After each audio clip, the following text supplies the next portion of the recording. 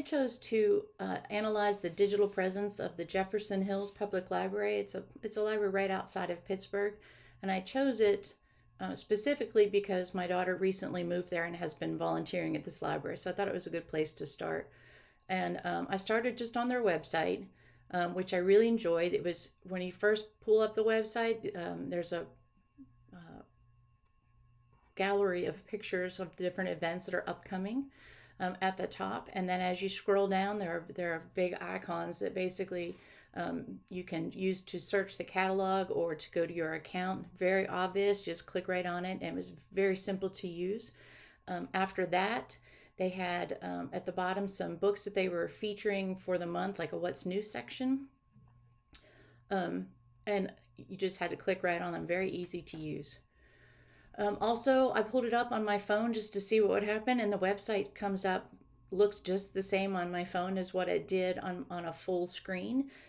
Actually, the only thing that changed was a couple of things switched from vertical to horizontal, and it made the text actually bigger. So it was nice trying to look at it on a small phone that it turned it bigger, actually. So that was pretty impressive.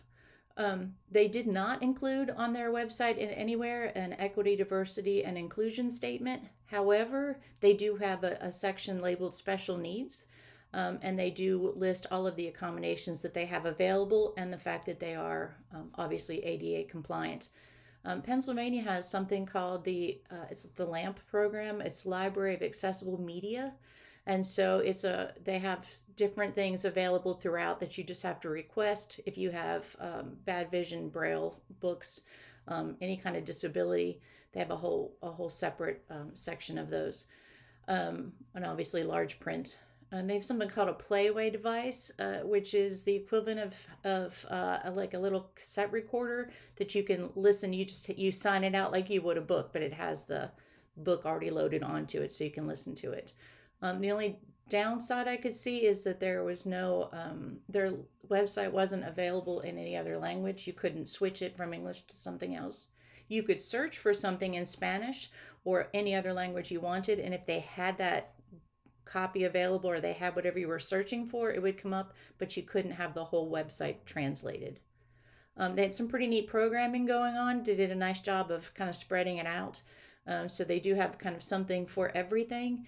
They're repeating, preschool in the morning and things in the afternoons and evenings. And then some special events that they were really working hard on drawing the community in. So you can see here in October, they had a Halloween night specifically inviting families in.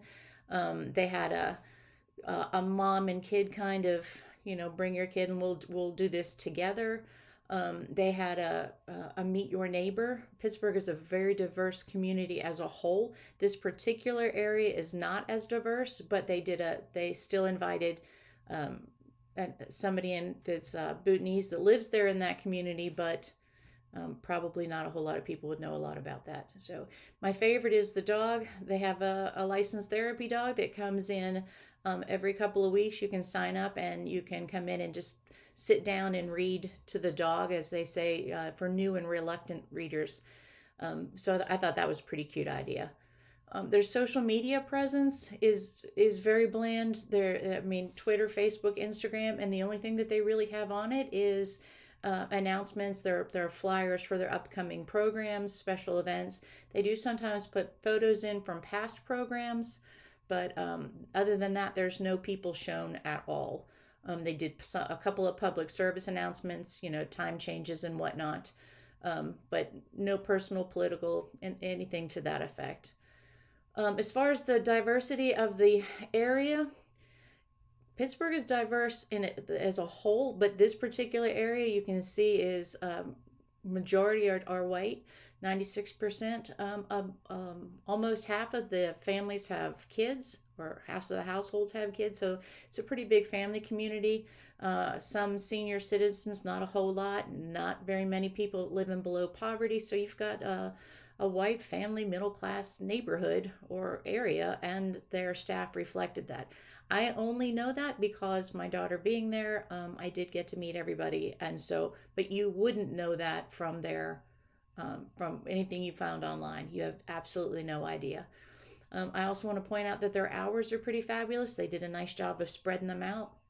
So they do have a night where they're there till 8:30 in the evening, and while they're closed on Fridays, they're open on Saturdays. So they did a nice job of trying to make the library pretty accessible as far as times go, keeping in mind again family, community, and kind of trying to spread it out some.